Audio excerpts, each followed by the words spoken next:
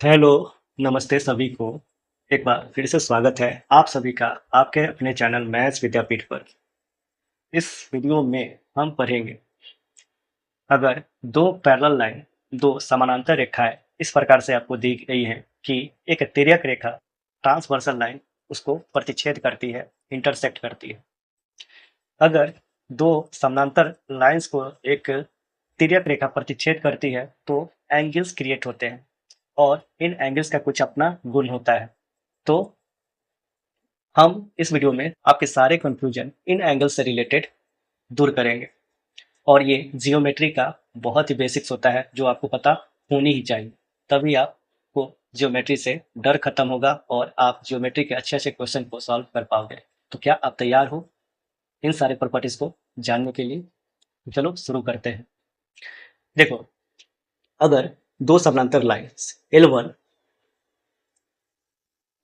और L2 दी हुई है, आपको दिख रहा होगा लाइंस, और एक तिर्यक रेखा सपोज M1, यहाँ पे M1 हम ले लेते हैं। ये एक तिर्यक रेखा है, ट्रांसवर्सल लाइन है जो इन दोनों समानांतर रेखाओं को काट रहा है, प्रतिच्छेद कर रहा है।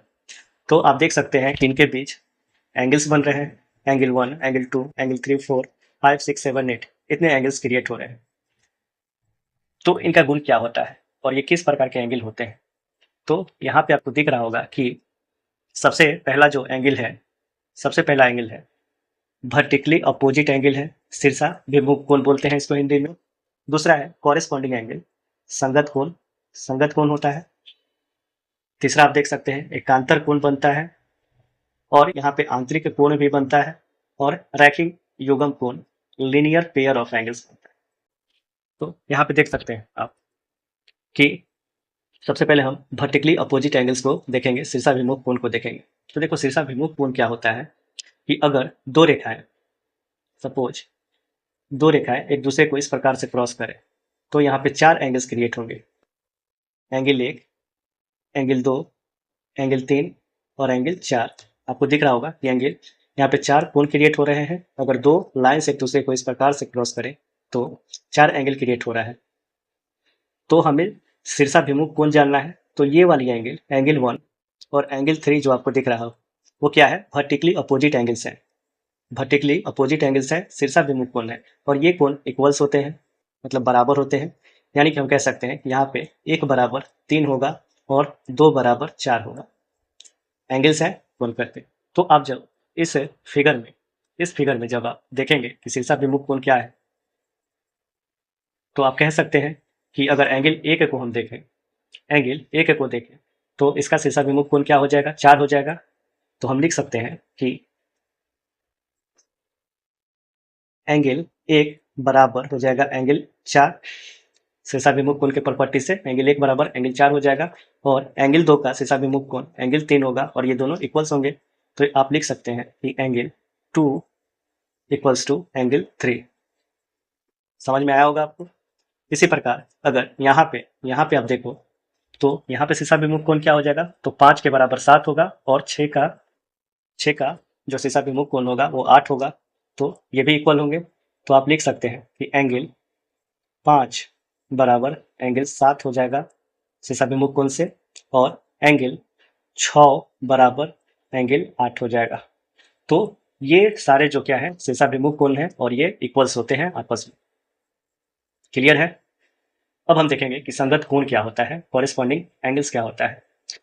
तो इसको समझने के लिए आपको, अगर मैं एफ इस प्रकार से एक आप आकृति बना दे, एफ जैसा आकृति बना दे, एफ को आप उल्टा भी लिख सकते हैं। तो ये वाली जो एंगल्स होंगी, ये एक दूसरे के संगत कोण होंगे। यहाँ पे भी देख सकते हैं, ये एंगल एक दूसरे के संगत कोण होंगे। अगर नीचे से आपको देखना है तो ये एंगल और ये एंगल एक दूसरे के संगत कोण होगा, और ये एंगल एक दूसरे के संगत कोण होगा। तो यहाँ पे आप देख सकते हैं कि कॉरेस्पॉन्डिंग एंगल क्या होता है। तो इस फिगर में आप बताओ कि कॉरेस्पॉन्डिंग एंगल, संगत कोण क्या होगा। तो अगर एंगल 6 को यहाँ पे देखिए, आप एंगल 6 को देखें तो इसका संगत कोण एंगल 1 हो जाएगा।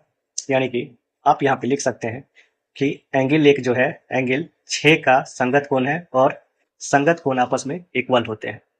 अगर हम एंगल 5 को देखें तो इसका संगत कोण क्या हो जाएगा, एंगल 2 हो जाएगा, एंगल 2 हो जाएगा। तो आप लिख सकते हैं कि एंगल 2 बराबर एंगल 5।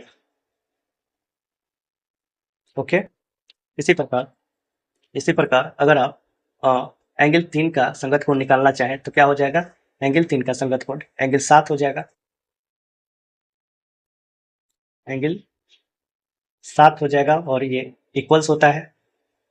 और एंगल 4 का जो संगत कोण होगा वो एंगल 8 हो जाएगा और ये भी क्या होता है, इक्वल्स होता है।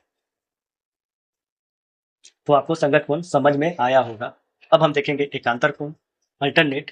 अब देखो, एक अल्टरनेट जो एंगल होता है, एकांतर कोण जो होते हैं वो इंटीरियर और एक्सटीरियर में आप इसको बांट सकते हैं।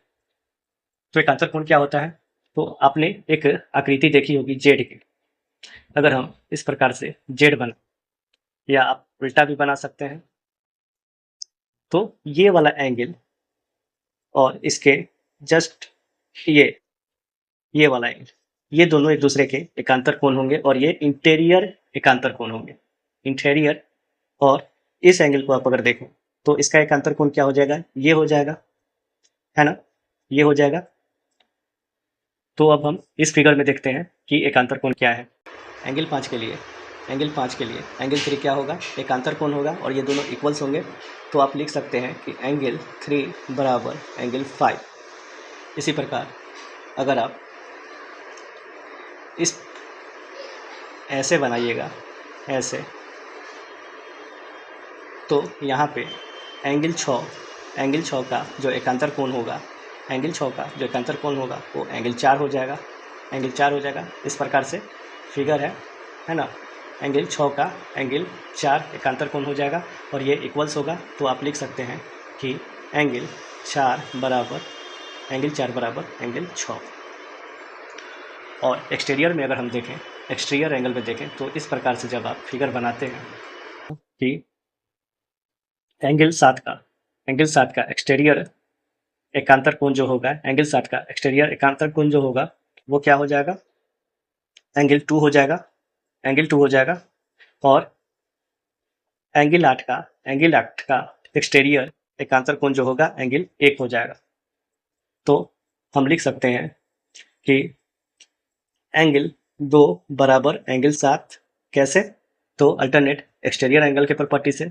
और एंगल 7 का तो लिख दिया हमने, 2 हो जाएगा। और एंगल 8 का अगर आप लोगे एकांतर कोण तो एंगल 1 हो जाएगा, यानी कि एंगल 1 बराबर एंगल 8 आप लिख सकते हैं।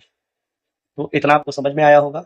अब हम देखते हैं कि आंतरिक कोण क्या होता है। देखो, इसे को इंटीरियर एंगल भी आप कह सकते हैं, इसे आप को इंटीरियर एंगल यानी कि सह आंतरिक कोण भी कह सकते हैं। अगर सी टाइप का ऐसा फिगर आपको दिया हो, सी टाइप का, और इसके अंदर इस प्रकार से दो कोण है, तो ये दोनों एक दूसरे के को इंटीरियर एंगल्स सह आंतरिक कोण कहलाएंगे और इनका जो सम होगा वो 180 डिग्री के बराबर होगा। इन दोनों एंगल का जो सम होगा वो 180 डिग्री के बराबर होगा। ठीक है, अब इस फिगर में हम समझते हैं कि सह आंतरिक कोण क्या क्या होता है। तो यहाँ पे ऐसे, इस चीज को अगर आप देखोगे ऐसे ऐसे, तो इसके बीच में सह आंतरिक कोण बनेगा।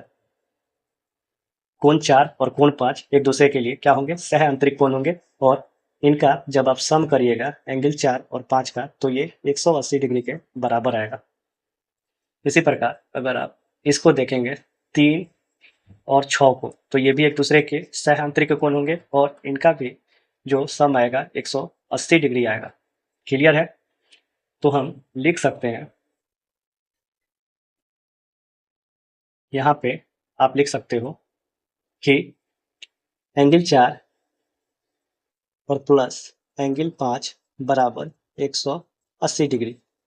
इसी प्रकार एंगल 6 बराबर एंगल 3, एंगल 6 प्लस एंगल 3 बराबर क्या हो जाएगा, 180 डिग्री। तो ये जो हुए सह आंतरिक कोण को इंटीरियर एंगल्स हुए। जब आप अच्छे से क्वेश्चंस को आगे चल के सॉल्व करिएगा तो इन सारे प्रॉपर्टीज का जरूरत आपको पड़ेगा। अब देखो, रैखिक युग्म कोण क्या होता है कि अगर एक सीधी रेखा है, सपोज एक सीधी रेखा है और इस पर आप एक इस टाइप से एंगल बनाते हो तो इसका जो मान होता है वो 180 डिग्री होता है। अब इस लाइन को आप कहीं से ऐसे काट दें, ऐसे काट दें एक लाइन द्वारा, तो यहाँ पे दो एंगल क्रिएट हो जाएगा, दो एंगल क्रिएट हो जाएगा। अगर एक ये वाला एंगल x है तो ये आपको 180 माइनस x हो जाएगा। क्यों हो जाएगा? क्योंकि इस पूरे एंगल का वैल्यू जो है वो क्या है, 180 है। तो इन दोनों में से अगर आपको एक कोण पता है तो आप दूसरा निकाल सकते हैं। क्लियर है? तो इतनी सारी चीजें आपको याद रखनी है, याद रखनी है। ठीक है, पहला क्या है, शीर्षाभिमुख कोण। तो ये क्या होता है, वर्टिकली अपोजिट एंगल्स होते हैं, 1 बराबर 4, 2 बराबर 3। वर्टिकली अपोजिट एंगल एक दूसरे के बराबर होते हैं। यहाँ पे देखो 6 बराबर 8 और 5 बराबर 7। तो शीर्षा विमुख कोण को हम जान गए। फिर संगत कोण को हमने जाना, जैसे एंगल 6 को देखें, एंगल 6 को देखें तो एंगल 1 इसका संगत कोण हो जाएगा और बराबर होगा। एंगल 5 को आपने देखा, एंगल 2 इसका संगत कोण होगा यानी कि बराबर होगा। एंगल 3 का संगत कोण एंगल 7 होगा, बराबर होगा। एंगल 4 का एंगल 8 संगत कोण होगा, बराबर होगा। एकांतर कोण हमने देखा कि अगर आप जेड टाइप की आकृति बनाते हो, जेड टाइप की, जैसे कि ये 5 है और ये 3, ये दोनों एकांतर कोण होंगे और एक दूसरे के बराबर होंगे। यहाँ पे एंगल 6 और एंगल 4, एंगल 6 और एंगल 4 एकांतर कोण है और एक दूसरे के बराबर है। और ये जो कोण है इंटीरियर एकांतर कोण है। इसी प्रकार अगर आप 7 को देखें, 7 को देखें और 2 को देखें तो ये एक्सटीरियर एकांतर कोण होंगे और दोनों बराबर होगा, दोनों बराबर होगा। और एंगल 1 को आप देखेंगे, एंगल 1 को देखोगे और इस टाइप का फिगर बनाओगे तो एंगल 8 इसका क्या होगा, एक्सटीरियर एकांतर कोण हो जाएगा। आंतरिक कोण क्या होता है, एंगल 4 और एंगल 5 आंतरिक कोण होंगे। ठीक है, आप देखो एक दूसरे की ओर है और इनका जो सम होगा वो 180 डिग्री होगा। इसी प्रकार 3 और 6 सह आंतरिक कोण होंगे और इसका सम 180 डिग्री होगा। और रैखिक युग्म कोण, एक सीधी रेखा पे अगर आप कोई कोण क्रिएट करते हैं, कोई कोण कंस्ट्रक्ट करते हैं तो इसका वैल्यू 180 डिग्री होता है। यानी कि अगर आप इस लाइन को अगर काट देते हैं और यहाँ पे एक एंगल आपको पता है तो दूसरा आप निकाल सकते हैं 180 माइनस 1। तो ये सारी चीजें आपको पता होना चाहिए। दूसरा है कि आपको पता होगा कि त्रिभुज में 3 एंगल्स होता है, 3 एंगल्स होता है और इनका जो सम होता है ए प्लस बी प्लस सी। यानी कि देखो एंगल ए को जरूरी नहीं है कि हम हमेशा ऐसे एंगल ए ही लिखें। अभी के एरा में हम एंगल ए को केवल ए से भी डिनोट कर सकते हैं। तो angle A plus angle B plus angle C बराबर क्या होता है, 180 डिग्री होता है। इन तीनों कोणों का ये, इन तीनों कोणों का जो सम होता है वो 180 डिग्री होता है। बहुत सिंपल है और आपको पता भी होगा पहले से। अब देखो एक प्रॉपर्टीज होता है, एक्सटीरियर एंगल प्रॉपर्टी होता है ट्राइंगल में, कि अगर एक बाह्य कोण दिया हुआ है त्रिभुज के, किसी कोण का, किसी आंतरिक कोण का, इंटीरियर एंगल का एक बाह्य कोण x दिया हुआ है, तो ये क्या होता है कि जो त्रिभुज के दो दो अपोजिट इंटीरियर एंगल होते हैं, जैसे एंगल 50 और एंगल 70, इन दोनों के सम के बराबर ये बाह्य कोण हो जाता है। यानी कि आप यहाँ पे x बराबर लिख सकते हैं 50 प्लस 70, 50 प्लस 70 और ये 120 हो जाएगा। यानी कि अगर एक बाह्य कोण पता है, किसी त्रिभुज का एक बाह्य कोण आपको पता है तो आप उसका वैल्यू निकाल सकते हैं। कैसे? त्रिभुज के दो दो अपोजिट इंटीरियर एंगल्स का सम करके। क्लियर है? ये चीज आपको याद रखनी है, हम क्वेश्चन सॉल्व करते समय इसका यूज करेंगे। तो कुछ क्वेश्चन को हम बना लेते हैं। देखो पहला है कि यहाँ पे पी क्यू आर एस के समानांतर है। देखो पी क्यू लाइन है, यहाँ पे आप देख सकते हैं पी क्यू और आर एस एक दूसरे के समानांतर है, पैरेलल है। तो हमें क्यू ओ एस का वैल्यू यानी कि इस वाले एंगल का वैल्यू आपको निकालना है। कैसे निकालेंगे? तो हमने सारे प्रॉपर्टीज को देख लिया है कि दो पैरेलल लाइन है। सपोज यहाँ पे पी क्यू है, पी क्यू और आर एस को ऐसे कंस्ट्रक्ट कर देते हैं, आगे बढ़ा देते हैं। तो ये दोनों जो लाइन्स है ये दोनों क्या है, पैरेलल है। तो पैरेलल के जितने भी प्रॉपर्टीज पढ़े हैं उसके हेल्प से हम इस क्वेश्चन को सॉल्व करेंगे। तो देखो क्या ये कोण, ये जो कोण आपको दिख रहा है 120 और ये वाली जो एंगल है, ये वाली, क्या ये एक दूसरे के कॉरेस्पॉन्डिंग एंगल हो जाएंगे, संगत कोण होंगे? बिल्कुल होंगे, बिल्कुल होंगे। एफ की आकृति बन रही है, आपको दिख रहा होगा। तो अगर ये 120 है, अगर ये 120 है तो ये भी क्या हो जाएगा, 120 हो जाएगा। क्लियर है? और इसको हम x माने तो देखो ये वाले जो एंगल है, ये जो एंगल है इस ट्रायंगल के लिए, एंगल इस ट्रायंगल के लिए, इस वाले ट्रायंगल के लिए ये वाला जो एंगल है एक्सटीरियर एंगल है।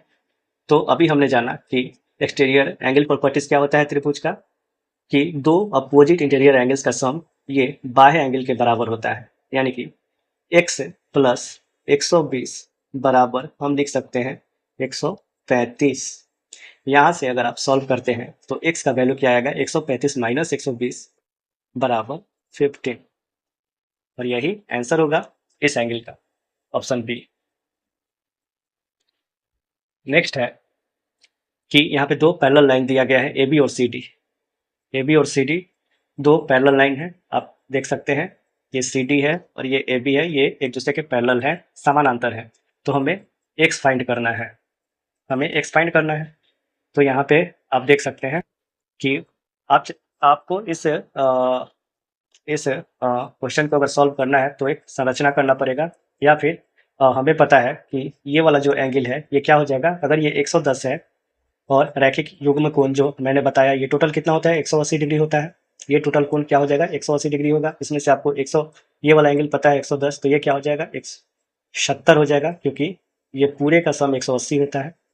ठीक है, अब हम यहाँ से लिख सकते हैं 2x प्लस 15 बराबर 70 प्लस 35, 70 प्लस 35। डायरेक्ट कैसे लिखा मैंने, तो देखो यहाँ से हम एक फिगर कंस्ट्रक्ट कर लेते हैं। एक फिगर कंस्ट्रक्ट करेंगे, यहाँ पे एक लाइन खींचेंगे जो कि पैरेलल होगा ए बी और सी डी के। पैरेलल है तो यहाँ पे देख सकते हैं एकांतर कोण, अगर ये 70 है, ये 70 है और ये जेड आकृति को आप देखेंगे, ये वाली जेड आकृति को देखेंगे तो ये वाला एंगल क्या हो जाएगा, ये भी 70 हो जाएगा। अगर आप इसको देखते हैं, ये अगर 35 है तो ये इसका एकांतर कोण होगा और ये भी क्या हो जाएगा 35 हो जाएगा। तो ये टोटल एंगल का जो मान दिया है 2x प्लस 15 दिया हुआ है। तो अगर आप 70-35 को जोड़ देंगे तो क्या ये 2x प्लस 15 के बराबर हो जाएगा। तो वही मुझे पहले से ही ये चीज़ दिख रहा था। अगर आप प्रैक्टिस करते हैं तो आपको भी ये सारी चीज़ें दिखने लगेंगी और आप आसानी से इस क्वेश्चन को सॉल्व कर देंगे। तो देखो अब इसको सॉल्व करते हैं, चूंकि हमें x का वैल्यू निकालना है। तो यहाँ से 2x बराबर क्या लिख सकते हैं, 70 और प्लस 35 105, 105 और माइनस 15 90 हो जाएगा, और x की वैल्यू यहाँ से 45 निकल के आ जाएगी। आंसर हो जाएगा आपका 45, ऑप्शन ए। अब देखो नीचे दिए गए चित्र में PQ समानांतर है ST के। यहाँ पे PQ एक लाइन है और एक ST है, दोनों आपस में क्या है, पैरेलल है, समानांतर है। PQR बराबर 110 डिग्री दिया हुआ है यहाँ पे, और RST बराबर 130, RST बराबर 130 दिया हुआ है। आपको निकालना क्या है, QRS का वैल्यू निकालना है। QRS यानी कि ये वाली एंगल आपको निकालना है। तो कैसे निकालेंगे, तो इसको निकालने के लिए आप इन दोनों के समानांतर एक लाइन को ड्रॉ करना होगा आपको।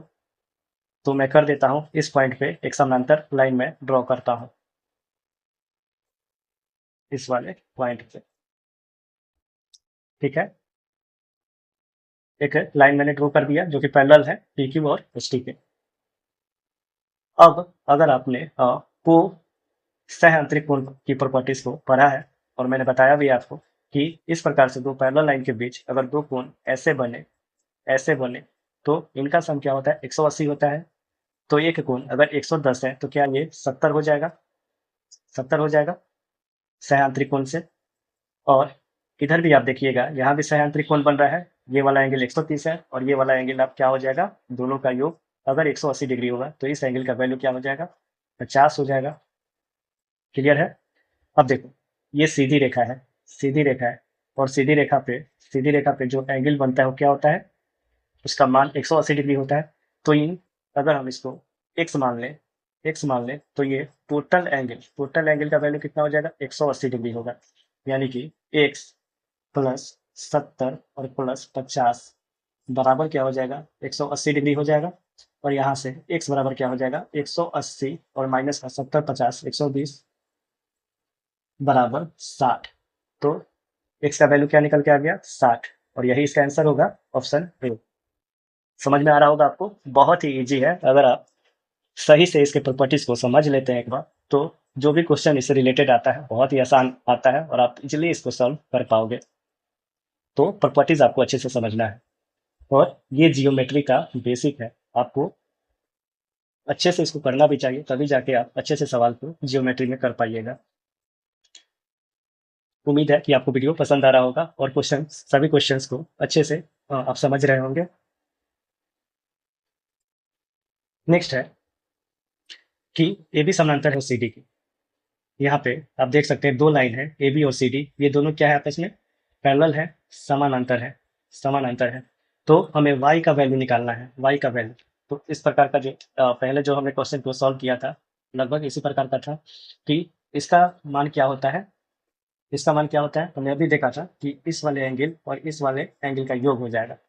तो देखो ये वाला एंगल कितना हो जाएगा, अगर ये सीधी रेखा है और ये 140 है, 140 है तो ये क्या हो जाएगा 40 हो जाएगा रैखिक युग्म कोण से।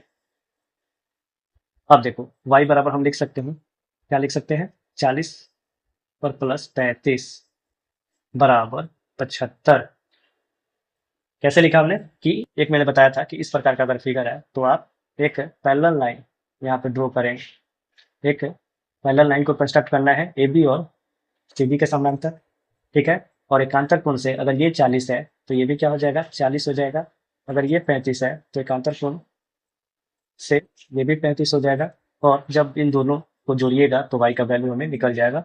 वही यहाँ पे इस क्वेश्चन में मैंने यहाँ पे वही चीज को किया है कि y का वैल्यू 75, ऑप्शन डी इसका राइट आंसर होगा। अब देखो इस क्वेश्चन को देखो, बहुत ही सिंपल है, सेम इससे पहले भी हम इस टाइप के क्वेश्चन को कर चुके हैं। तो कैसे बनाओगे इसको आप, ए बी समानांतर डी है, तो डी के समानांतर, डी के समानांतर, एक सेकंड, डी के समानांतर ए बी है तो हमें x का वैल्यू निकालना है। कुछ नहीं करना है आपको, ए बी को ऐसे आगे तक ले जाना है, ऐसे आगे तक ले जाना है जो कि डी के समानांतर है ना। अब देखो संगत कोण से अगर ये 110 है तो ये भी क्या हो जाएगा 110 हो जाएगा कॉरेस्पॉन्डिंग एंगल से। और इसे सीधी रेखा पे इन दोनों एंगल का योग 180 डिग्री होगा, तो ये 110 है तो ये क्या हो जाएगा 70, और ये 100 है तो ये क्या हो जाएगा 80। 80 या 70, 150 ऑलरेडी हो गया है। और एक पता है आपको कि एक त्रिभुज के तीनों कोणों का योग कितना होता है 180 होता है। तो यहाँ पे हम लिख सकते हैं x प्लस 70 प्लस 80 बराबर 180। यहाँ से x की वैल्यू क्या हो जाएगी 180 और 70 80 150, यानी कि 150 इसमें से आप माइनस कर देंगे तो x का वैल्यू निकल के आएगा 30, और 30 इसका करेक्ट आंसर होगा। क्लियर है। नेक्स्ट देखते हैं कि दो लाइन है L1 और L2 एक दूसरे के समानांतर है, पैरेलल हम बना देंगे पैरेलल। तो x का मान हमें ज्ञात करना है, x का वैल्यू हमें निकालना है। तो कैसे निकालेंगे, तो इस त्रिभुज को आप देख सकते हैं, यहाँ पे क्या हो रहा है एक त्रिभुज बन रहा है, एक ट्राइंगल बन रहा है। और इस ट्राइंगल का ये जो है बाह्य कोण है, बाह्य कोण होगा, और बाह्य कोण के प्रॉपर्टी से इसका वैल्यू क्या हो जाएगा इन दोनों अपोजिट इंटीरियर एंगल्स के सम के बराबर होगा। यानी कि इसका वैल्यू क्या हो जाएगा 45 और प्लस 35, 45 प्लस 35 बराबर क्या हो जाएगा 5 5 10 4 3 7 1 8, 80 हो जाएगा। अब क्या आपको दिख रहा है कि अगर L1 L2 पैरेलल है तो इसका इस एंगल का एकांतर कोण ही तो x होगा, एकांतर कोण ही x होगा, ठीक है। तो सिंपली यहाँ पे x का वैल्यू क्या हो जाएगा 80 हो जाएगा। अगर आपको एकांतर कोण नहीं समझ में आ रहा है तो आप इस क्वेश्चन को ऐसे भी सॉल्व कर सकते हैं, ये वाला सीधी रेखा है, ये वाली सीधी रेखा है, ये 80 है तो ये कितना हो जाएगा 100 हो जाएगा, है ना। क्योंकि एक सीधी रेखा पे जो एंगल बनता है वो 180 डिग्री का होता है, तो ये 80 है तो ये 100 हो जाएगा। अब देखो सह आंतरिक कोण के प्रॉपर्टी से ये जो x का वैल्यू क्या हो जाएगा, क्योंकि सह आंतरिक कोणों का योग क्या होता है 180 होता है, और ये 100 है तो ये क्या हो जाएगा 80 हो जाएगा। तो इस प्रकार से भी इस क्वेश्चन को आप सॉल्व कर सकते हैं। ऑप्शन ए इसका राइट आंसर होगा। नेक्स्ट है कि अगर PQ समानांतर है RS, PQ समानांतर है RS के, तो M का मान क्या होगा। आप चाहे तो एक समानांतर रेखा खींचकर इस क्वेश्चन को बना सकते हैं, या एकांतर कोण के हेल्प से भी हम इस क्वेश्चन को बना देंगे। तो देखो ये वाला जो आकृति दिख रहा है यहाँ, जेड जेड टाइप का दिख रहा होगा आपको, ये वाली, तो ये अगर 43 है तो ये भी 43 हो जाएगा एकांतर कोण से। अब देखो त्रिभुज के तीनों कोणों का योग कितना होता है, 180 होता है, यानी कि हम यहाँ से लिख सकते हैं m प्लस 27 प्लस 43 बराबर 180 डिग्री। यहाँ से m बराबर क्या हो जाएगा, तो 180 माइनस इन दोनों का सम 27 3 30 40 30 70 बराबर 110, यानी कि m इक्वल्स हो जाएगा 110 के। Option A. इस वीडियो में इतना ही रहने देते हैं।